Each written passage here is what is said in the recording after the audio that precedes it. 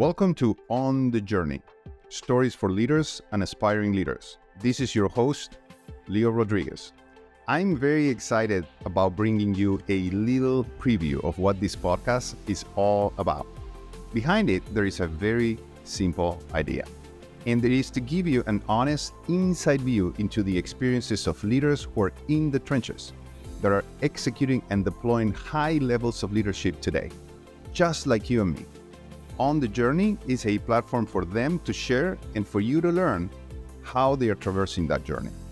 And I want to do this by exploring specifically their transition points, whether they were an account executive or an individual contributor and they moved into a leadership role for the first time, or as they progressed into higher levels of leadership in their careers.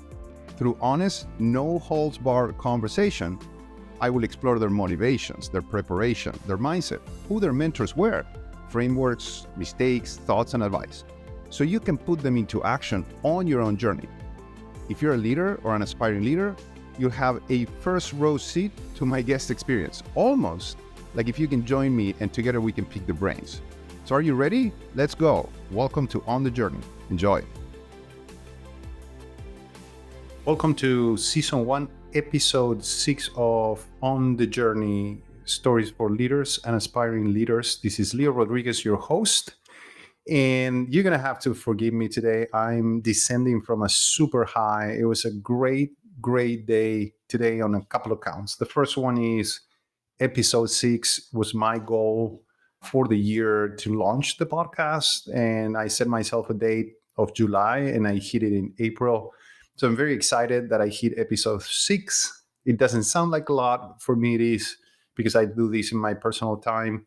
And it's actually the milestone for me to launch the podcast. So I'm very excited. And the second count is even more important because I got to do and record episode 6 with one of my top 10 favorite people, like all the guests in this podcast, which is Stacey Moser. Stacey and I worked together at GE during my very brief period there. It was sad because it was a brief period and I started to report to her late in the game. But Stacey is quite a treat. She has a very long history as a leader. She's an engineer, but also a leader. And she talks about her as being a competitive engineer and trying to solve problems competitively.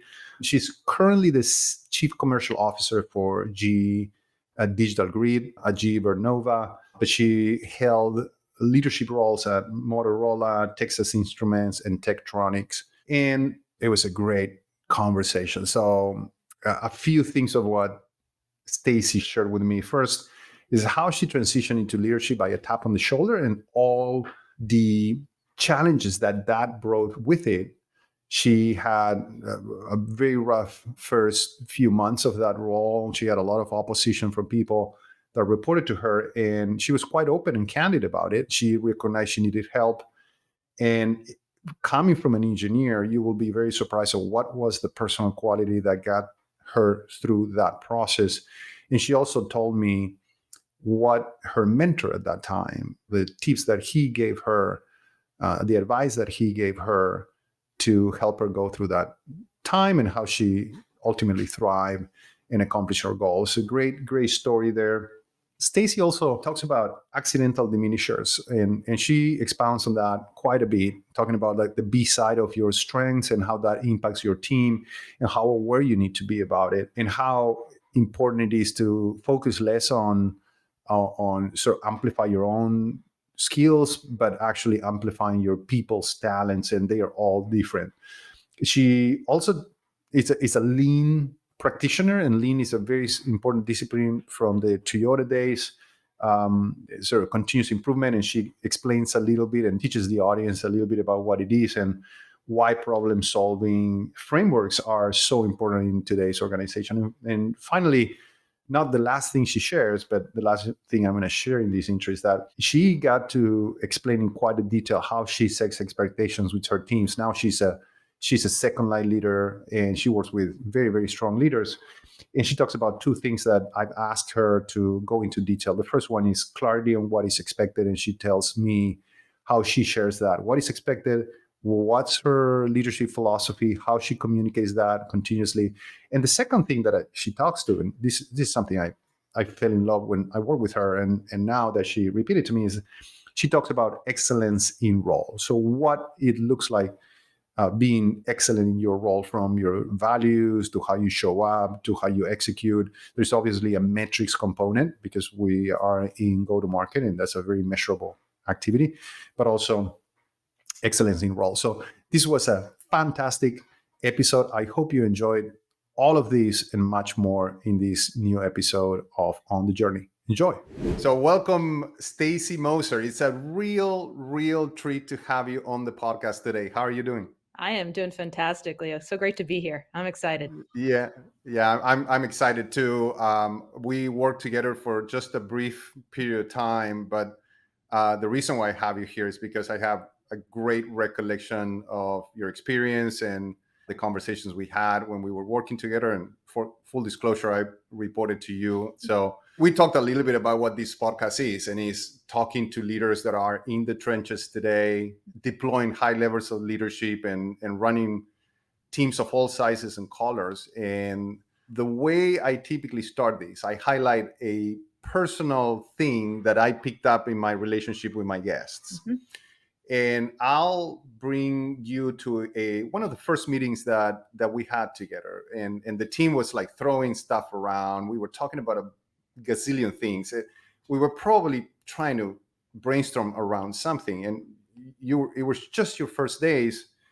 And at one point, and you were not saying much, but at one point you stopped and you said, "What problem are we trying to solve?" and the meeting went absolutely quiet, and everybody was like, maybe we need to backtrack and think a little bit about what are we trying to fix. And I want you to tell me why you asked that question, because I think you asked that question a lot, and what's the background around it, and any detail that you can give me.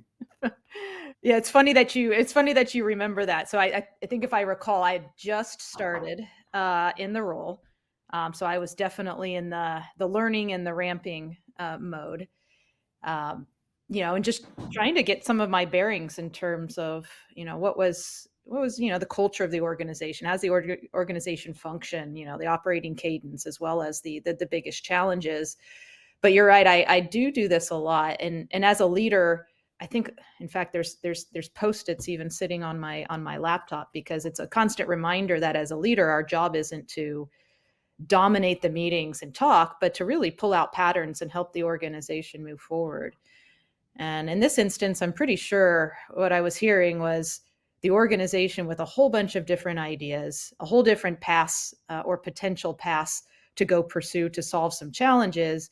And what I see a lot of times in these environments with teams, especially with commercial teams that are very ambitious, type A, they lose sight of actually what's the biggest challenge we're actually trying to solve, or what is that problem that's been eating at us, because we've just got so many good things that we want to go tackle. And so I think that's something that's definitely been built into me. If you followed any kind of the lean problem solving framework, a lot of that's just trying to take common sense and rigorously apply it to our lives, which is, hey, take a step back. What's the problem? What's the biggest problem that we got to go solve? Because we can tackle thousands of things, but time is our least renewable resource. So how do we get after the most important ones?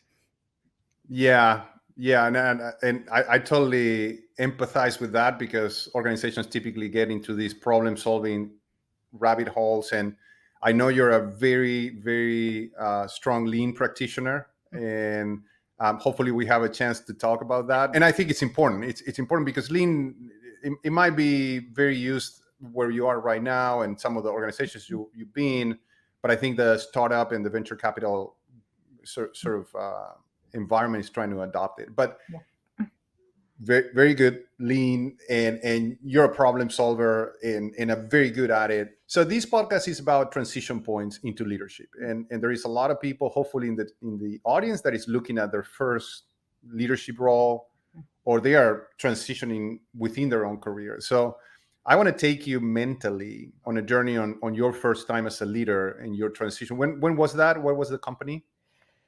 So my first, I'd say, real leadership role where I was given some sort of responsibility over people and projects. I was actually at Texas Instruments. This is probably about 15 Right. years ago. And I was actually living in France at the time. So all the more Oh, challenge in wow. terms of being in Yes. a new culture with different mindsets in terms of, accomplishing things. And what was the inspiration? Was something that you seek to become a leader, or it was more of a tap on the shoulder? Did you have a calling that you wanted to respond to, or what pushed you to be a leader? Yeah, it definitely was more of a tap for me. And I'd say, Okay. you know, I don't think I ever went through, school or even my childhood thinking, I'm going to be a leader when I grow up. I just didn't have, in my circle and my family and my network, I didn't have a lot of role models that had, taken on big leadership roles. And so, but what I think I did take away from at least a lot of, my experiences was Yes. how to go help people. I grew up like a lot of people, ambitious people. You get strong work ethic. You become detail oriented. You work well under pressure, and you think, oh, this is leadership, right? It's like, I just Right. do the same thing at a different level. So when I was tapped for this job, I think the first thing I thought was, as well, I was tapped because they liked my work ethic and they just want me to do the same thing with more people and drive them hard and execute and deliver results. And I soon realized that that was not what leadership was. Maybe it was the reason I was tapped, but it definitely, as I started organizing teams and trying to get work done, I realized very quickly what got me here won't get me there, and that the people aspect was going to be, I think, a big challenge for me to go learn, but something that I wanted to go do. Great. Well, I have immediately two or three things that we can go for 5 hours, but I'll try to keep it concise. When you were tapped, was that sudden, or you had some time to prepare? Where was your mind? Like, what did you think you had to prepare? A course that you took? Like, how did you get ramped up to take on a leadership role? None of that. And I think a Mhm. lot of leaders might this might resonate because a lot of us, I think we get tapped into leadership roles because we're good at what we're doing, and no one hands us. It's kind of like parenting in a way. It's like, okay, here's Right. the baby. Exactly. Yeah. Here's the baby. Go take care of it. But it's like, well, where's my training? Where's my book? Where's my network that's going to support me? But it's kind of like you get thrown into the deep end, and you start swimming, or you start sinking pretty quickly if you can't grasp onto the basics. So Yeah. yeah, I didn't have. I had some good mentors, Leo, but I definitely didn't have preparation. It was, hey, next week Yeah. you're taking over this project, this team, and we've got a tight deadline, and you got to get it done. Uh, Yeah. Trial by fire, sink or swim. It happens to a lot of people, and that's part of the experience here to understand. Okay, so you didn't have a lot of time to prepare. mhm, You had to jump in with both feet. You mentioned a couple of things that are interesting to me. So you said the people aspect is a piece that I needed to go learn, and it sounds to me like a challenge. mhm. What was challenging around the people aspect? Yeah. Yeah, I think at that point, I think it was my first realization that, hey, guess what? Not everybody is driven the same way that you are. So, um, you know, I we talk about kind of, my framework of thought, problem solving, curiosity, work ethic. Hey, well, guess what? Everybody brings different strengths to the table, and they may not be the same strengths as yours. And I think that was my first, and maybe I don't think I realized it at the time, hindsight's 2020, but it was my first maybe realization that, hey, my job as a leader was more about helping people reach their full potential than just driving and executing. And then really, how do I go leverage the strengths and the diversity that I have in the team? So those things, we talk about a lot around leadership. How do you give a team the sense of purpose, the belonging and environment where they can perform your best? I think I learned a little bit the hard way that all the great parts of what I thought I was, for the work ethic, the problem solving, the drive, that actually didn't help me as much as a leader as I thought it was going to. Was there something that helped you specifically to make that transition? Because you talked about mentors, which is a Yeah. common theme Mhm. across all my guests. Anything that comes to mind that was like a shift for you, Uh, or a moment in time where you said, right, this is what this is about. yeah. Well, many, and I'd say maybe it was, you sometimes you learn more from failures or conflict, right? Absolutely, yeah. I think the story I would tell is my probably the first real conflict I had taking on this role. There were a couple people on the team that really challenged me, both from a personality, but also they didn't understand why I was put in charge, right? They didn't, there's always a feeling sometimes based on tenure experience. Obviously, I talked about the culture change. I was in France. I was learning French, but I definitely wasn't fluent yet. And that they undermined me candidly in the role, and Yeah. escalated a lot to supervisors, made it very challenging for me to do my job and to learn how to go be a leader. And I think a lot of times, at least this is true for myself, we think we have to we have to kind of protect ourselves from exposures. And I remember my immediate concern was, oh crap, I'm not going to I'm not doing a good job. People aren't following me. I've got all this judgment. Right. My manager's going to fire me from this role. And I think the hardest thing to do, and that I learned, was to ask for help. I had a good mentor, Mm. Fabian Jumel. He was my supervisor, and I think he in hindsight, he taught me my first leadership lesson on vulnerability. I remember all this was going on. My first role seemed like my team hated me. And he brought me into the office. And instead of, laying down the line in terms of how I needed to change, he actually just told me a story. And he told me the story about why he wanted me in that role, what he felt like I actually brought to the team. And then he also talked about where he felt he was struggling as a leader and where I complemented Hmm. him in terms of my Hmm. abilities to actually help him as a leader, but then ultimately go help the team in places where he had gaps. And so I actually internalized that and said, well, wow, he's being super vulnerable with me. It was so powerful for me and inspiring for me as a leader.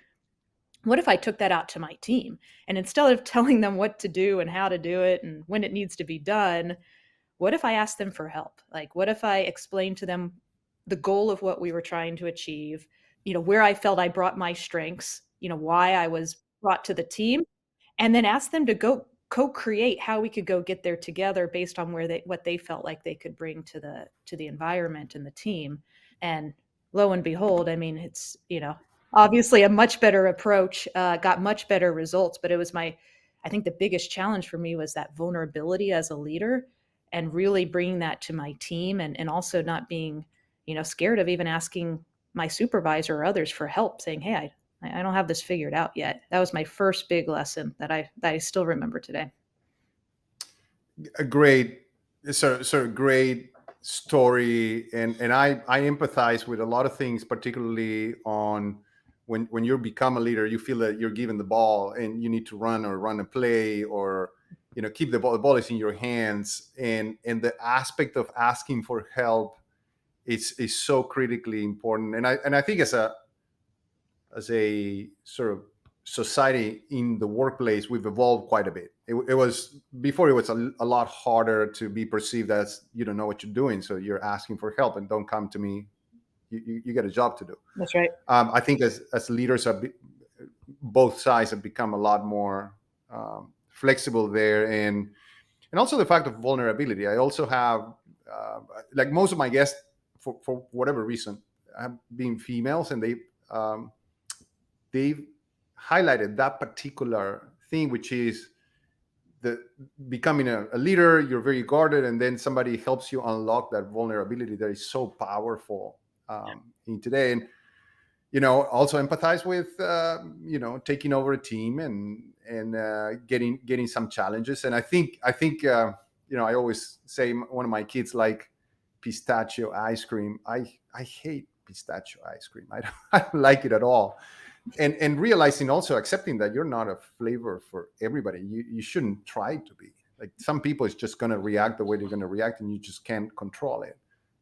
You just need to navigate the best, and focus on the goal. Yeah.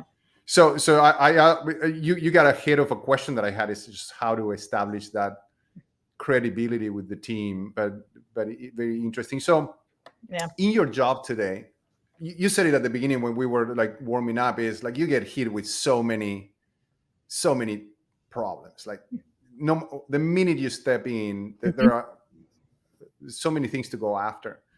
What are the 3 or 5 things as a leader that you focus on, like your life depends on it? Yeah, and it's probably always an evolution. I think we're always peeling Mhm. back the Yeah. onion. But I was so there's a really good author and book. Name is Liz Wiseman, and she wrote the book Mhm. Multipliers, and that's what immediately came to mind. Yeah, I don't know if you've had an experience. I'm familiar with it. Okay. Yep. So, the idea for everybody, the idea of the book Multipliers, the idea of a multiplier is somebody who amplifies the talent around them. So, if you think about the best leader that you've ever reported to, how did you feel, right? Mhm. Most of us will probably think about, man, I felt empowered. I felt like I could do anything. I felt Right. motivated. I had all this energy, and I brought my best self to work. And that's exactly what I think a multiplier does, makes everyone smarter around them. Now, if you flip that around and, you think about the opposite, like the worst boss that you've ever had, Yeah. um, okay, well, some of those you just antithesis of what I just said, right? You're probably drained. You probably, didn't feel motivated to go to work. You didn't bring your best. You might have even been scared to actually speak up in Yeah. environments, and you probably didn't do your best creative work either. So I think when you compare and contrast that, and then as a leader, what the book really taught me is what they call these kind of accidental diminishers. And this is really a test of self-awareness. I mean, a lot of this as a leader, I talk about vulnerability, but vulnerability is really a sign of courage if at least from my Yeah. interpretation of it. Absolutely. And then Yeah. self-awareness is as well. And so you talk about, hey, what are the 3 to 5 things, mistakes or things as a leader that maybe I would share for those blazing the same trail. Really go in and think about your accidental diminisher. So I'll give you an example, because for a lot of people, your sometimes your strengths can actually be something detrimental to the organization, which is why they're accidental. So if you think about, for me, I was a rescuer, right? So a rescuer is someone who jumps in, helps the team, gets them to where they need to go faster, protects the reputation of the team. For me, a very motherly kind of characteristic. The compassion comes out. That's great, right? That's what I do. We got stuff done, but go look at the flip side of that. Now you have a team that's dependent on you, maybe feels less empowered, can't work as quickly without your guidance, maybe is not as creative. It's like, whoa, okay, well, as a leader, I've got to go learn to not rescue the team, to let them struggle, to let them maybe even fail. I make a lot of references to parenting, because parenting is the same kind of challenge in terms Yeah. of this Yeah. patience, It is. right? I also have the challenge. I'm an idea person. This is that competitive engineering side of me. I love to bring up ideas in meetings on ways that we could go solve the problem at hand, which is great. But if you're always that idea person in the organization, your team might be chasing 10, 15 of your ideas, and you're diluting the focus. It goes back to the maybe why I started asking questions like, hey, what problem are we trying to solve? Because I Exactly. realized myself, I have the tendency to actually take an organization to the extremes by all the energy that Yeah. I have. So that's a thing for me. Those 3 to 5 things is, man, figure out your own self, build that self-awareness, know where all your best intentions might be actually creating the opposite effect in the organization, and then be honest with the team in terms of what you're doing. Because Yeah. if I'm going to stop being a rescuer tomorrow after I've rescued the team, let them know, like, hey guys, I'm working on this, I've been jumping in way too much, and you guys got this, I'm going to empower you and help you, but I'm not going to come in until you ask me for help, right, moving forward. So those are some key things I learned. I wish I would have known them a long, long time ago. Long time ago. Yeah. Wouldn't we all, right? But the last thing that you said, I resonate. I mean, I resonate with the diminishers. I love the idea. But it's sometimes we as leaders we're in our own mind and we expect our teams to read our mind, right? And you said like if you're going to change or make like a 45-degree turn or a 90-degree turn, let let them know. And one of the things I learned kind of right after you and I worked together in my experience afterwards is the power of repetition. Like sometimes we have a plan in our mind, there's something that we can do, we say it once, we put it on a spreadsheet or on a PowerPoint, we tell everybody once, we don't talk about it anymore, and then we expect everybody to absorb it, and people is in very different places all the time, right? So I took as a habit that I repeat things over and over when they are like big rocks over and over again throughout the week, the month, the year. So people starts getting it by the power of repetition. I wonder if that kind of jogs your imagination or your memory. Do you empathize with that or not? Oh, yeah, absolutely. I think there's even science around this. Like you have to repeat things over 7 times before Yeah, people actually are able to digest it or realize it's not just another thing. And it's called extracting the signal from the noise is kind of what I call it. yeah. So no, absolutely that resonates a lot. All right. So I want to move now to your second line leadership Mm. experience. You had people, you direct individual contributors, but before that, let's do a little bit of a palate cleanser. And I know you're a lean practitioner, so if we can in a few seconds just tell the audience what is lean, how do you apply it in your job, because for some people it's this like abstract idea, but would you like to talk about that? I know Yeah, you do, but yeah, no, just share how it helped you in your leadership role yeah. and journey. Yeah, and I think one of the reasons maybe I'm so passionate about lean, it comes from kind of the Toyota way, way back when. But because as I started to learn this, I was part of Fortive, which built lean through the lens of what they call the Fortive business systems, and Yeah, it's essentially it's a set of continuous improvement tools, and it's also a framework of problem solving. So a lot of it is you heard me mention it before. It's called like common sense rigorously applied. If you think about a commercial problem, that you're trying to solve, really defining the problem statement, right? I think this is why I asked that question in the beginning, is because if you can't identify and define the problem statement, and not just qualitatively but quantitatively, like, okay, we're trying to grow 50 million in this region with with these products, right? It's really hard to align teams and get focused around what it's going to take to go achieve that goal.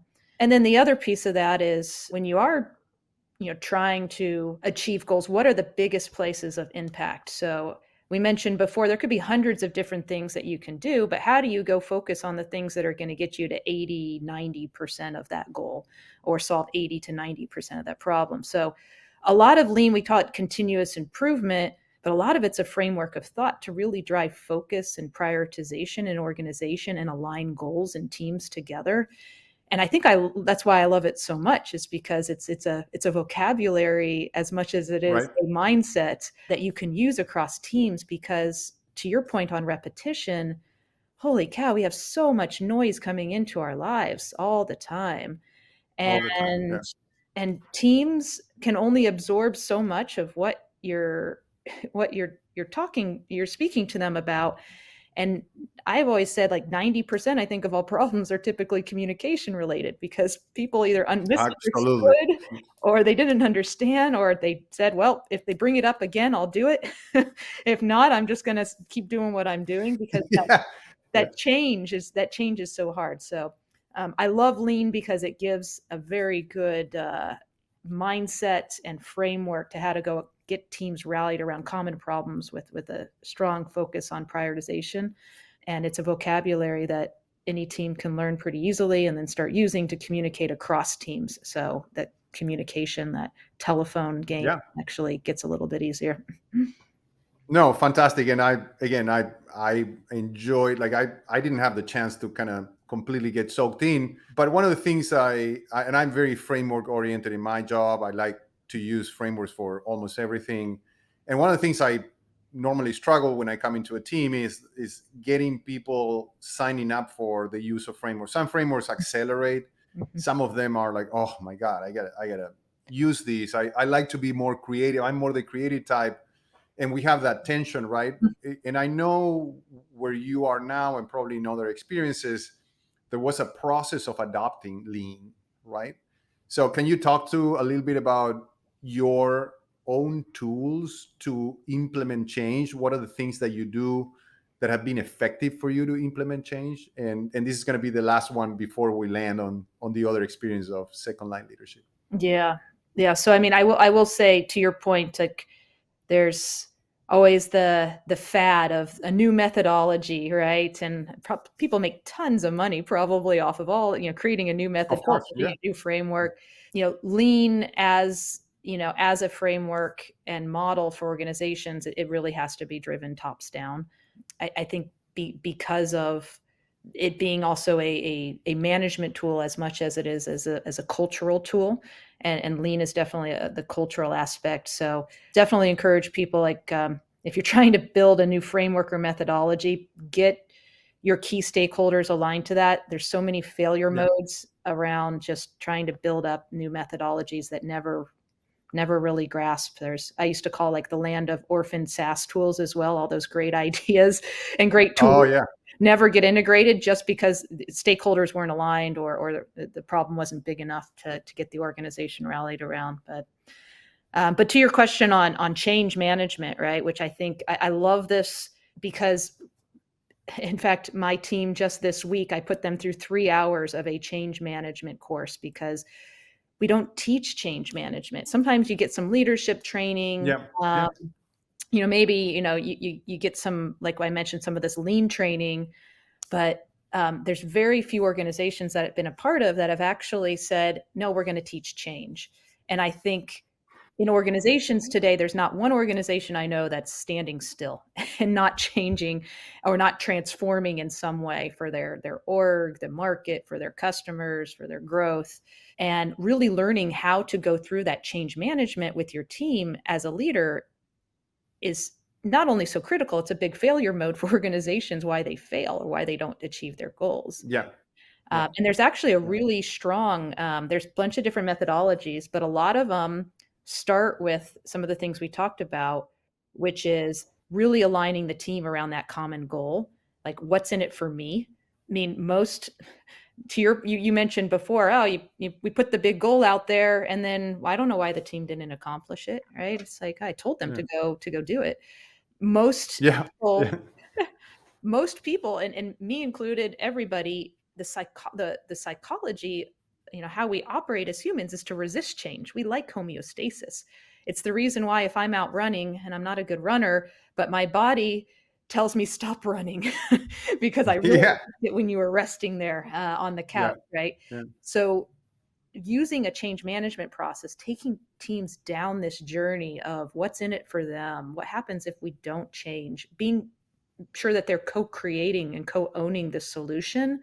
I think really as leaders, it's one of the biggest responsibilities we have, is learning how to drive change management. I still learn new things every day on how to bring teams along faster and create better followership. I love the fact that you use co-create many times, and that's another distinctive trait that I remember from you about, like, it's not my idea onto you, it's not your idea onto me, but it's like we are generating as we go. And I distinctively remember when you moderated our first team meeting, where it was very clear that you were deploying a skill set to co-create very skillfully. All right. Yeah. Fantastic stuff. Let's move on to your experience as a second line leader Mhm. today. So, or third line leader. So Yeah. you had your first few experiences as a first line leader. You learned a few things. When that experience of a second line leadership came, and now that you had a little bit more foresight, did you prepare this time, or it was another tap on the shoulder? So this was about 10 years ago. I had been a sales leader, ultimately a named account sales leader. I had uh, at my first job as a frontline leader, about 10 salespeople underneath me, all in the Yeah. same office, right? I could walk down, I could talk to them, bring them into a Yeah. room. Yeah. And then an opportunity came up to ultimately take over the entire Western US sales territory. So, 8 different sales offices, different functional teams.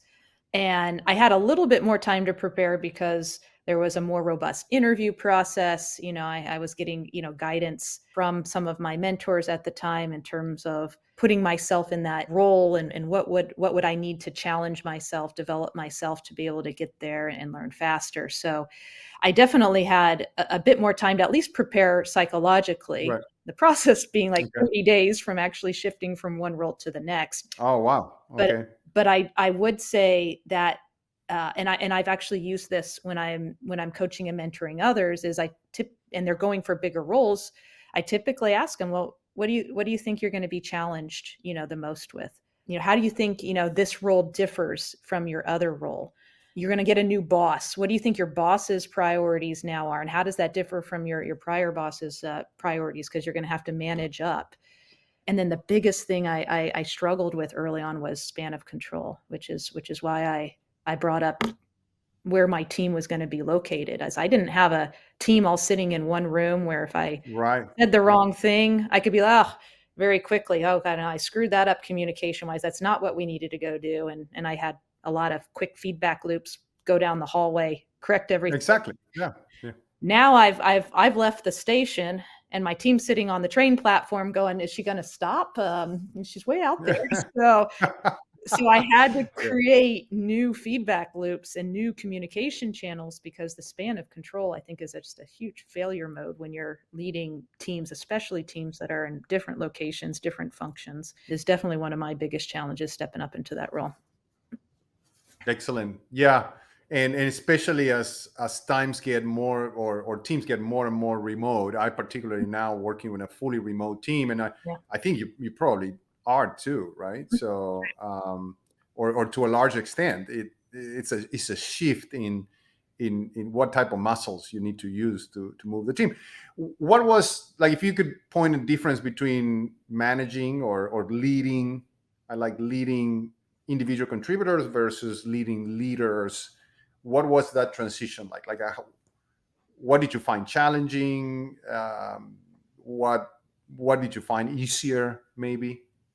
I think, well, some of it I had to look through the lens of what my role was, right, with managing leaders, because I had their role in some context. And I mentioned before, I was a rescuer.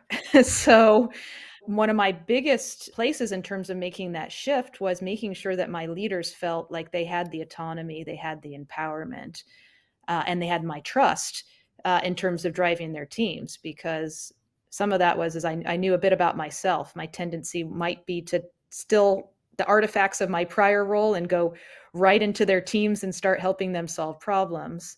So yeah, part of that transition was, again, recognizing where my accidental diminishers might come into play Exactly. with these Yeah. leaders. But then as well, I think, sometimes we, as leaders, we forget to give the teams the clarity they need in terms of what's kind of expected of them and what their roles really entail. So one thing I do, Leo, and I can't remember if I shared it with you in the time we were working together, but I have my leadership philosophy. I think I might have. Yes, you did. Yeah. You did immediately. Yeah, I remember. Yeah. Yeah. So, I Yeah. mean, it's my personal leadership philosophy. Here's how I think about building teams. Here's how I think about developing teams. Here's what I expect of the team, but here's what I expect of you. And so everybody, we start with this level playing field in terms of a little bit on my style and my values as a leader. And then I also make sure every leader has what I call excellence in role.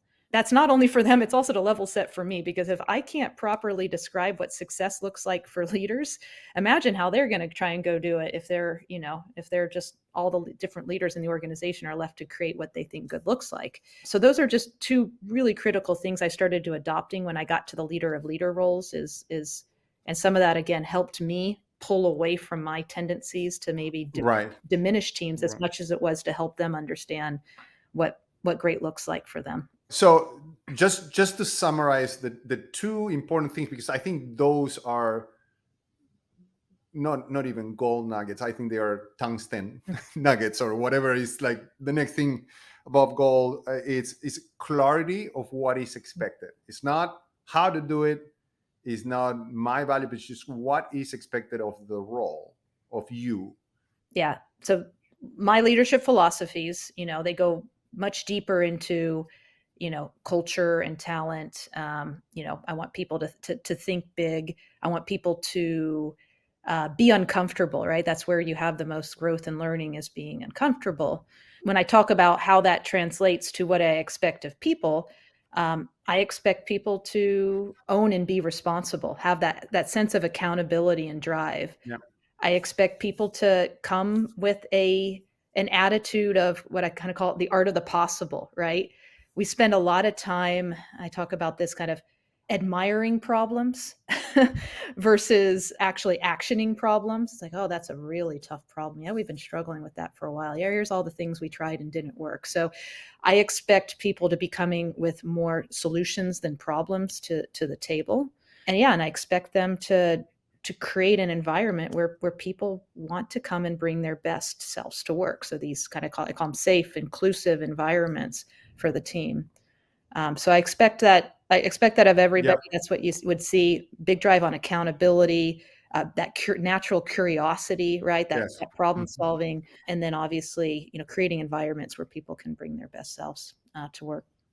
That's great. And again, I think it puts people in a position where they can actually execute within those boundaries, and also know when they're not executing on that boundary. That's And right. then and is that translate to excellence in the role, or is excellence in the role different? So excellence in role is a little bit different. So what I talked through was more kind of my leadership philosophy, a lot on culture, Yeah. talent, what I Yeah. look for in people, and what I think builds great cultures. Equally, I tell people, here's what you should expect of me, like the transparency, right? The authenticity, the sharing, the communication, and I ask people for feedback. Where that gets translated to excellence in role is really going more into, and in this case, we can use like a regional sales leader as an example of a specific role. And what you would find in that is, typically I always start off with some sort of measures, because these are very measurable roles. Of course. Yeah. So here's, the measures. And yes, there'll be financial and growth measures in there, but I expect everybody on the team to develop talent and have a successor, right? How many teams have you come across, Leo, where there's no successor for the person's been enrolled for 5, 10 years? Well, Yeah.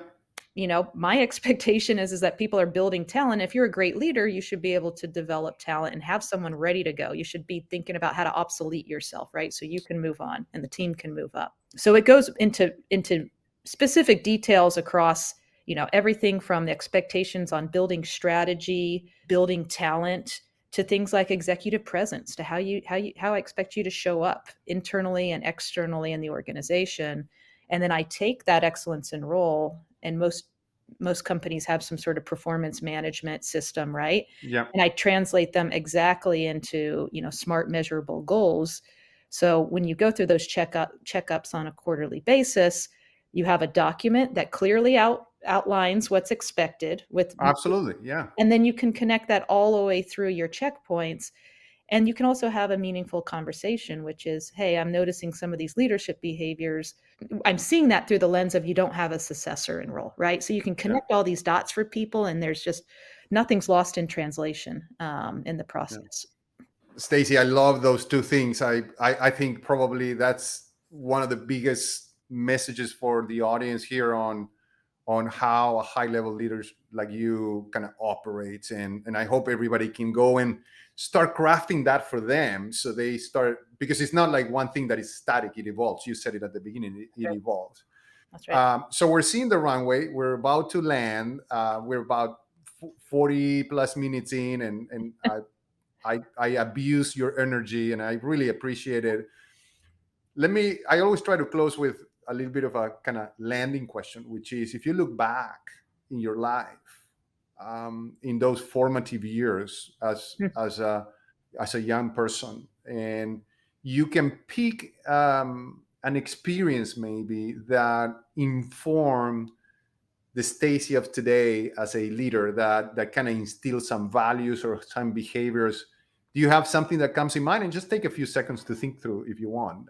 What immediately came to mind, and it wasn't like, I was, the top cookie seller from a Girl Scout troop. It was, so I think I referenced before, I consider myself a competitive engineer, kind of a competitive problem solver. So I played a lot of sports growing up. So, softball, volleyball, tennis, basketball, soccer, you name it. I just really enjoyed, especially team sports. Yeah.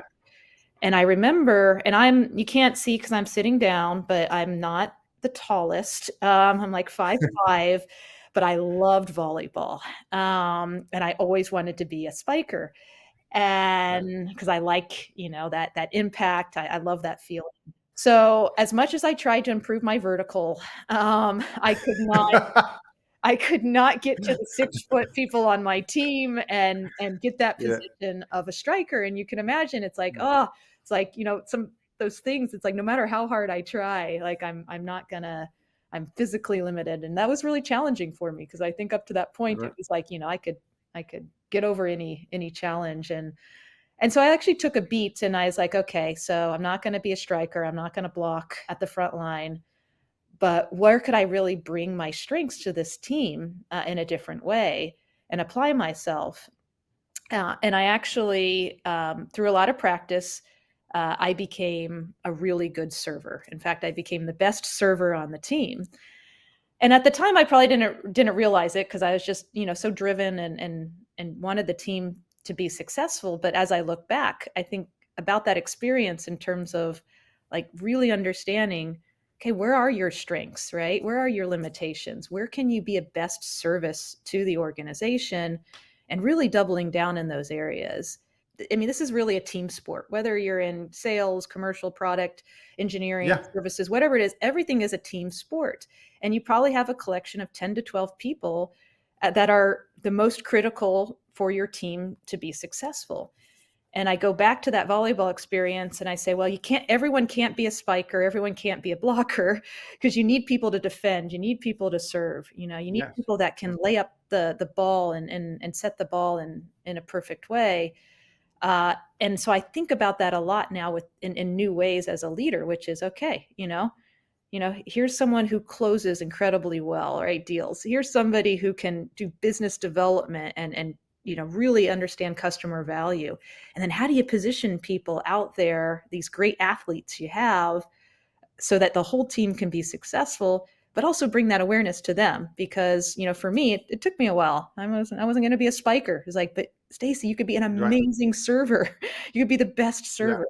And you're Yeah. probably better at that because, your vertical is way too low. Yeah. So That's a fantastic story of resilience and vulnerability. And I appreciate you bringing it up and also open up, Stacey. So, can you share, as we close down, just briefly, without any details, like what do you do today?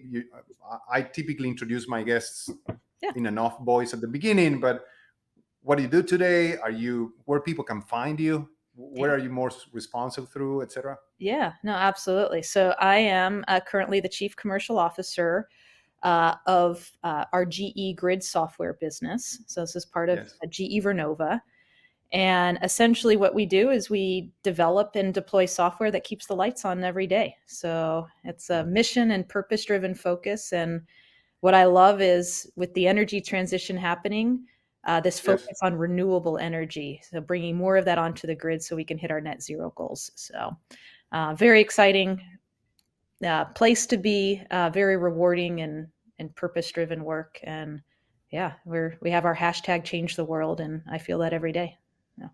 Yeah, yeah, and you're making a tremendous contribution. So, as a way of saying thank you, I want to kind of take a couple of seconds just to celebrate you as a leader.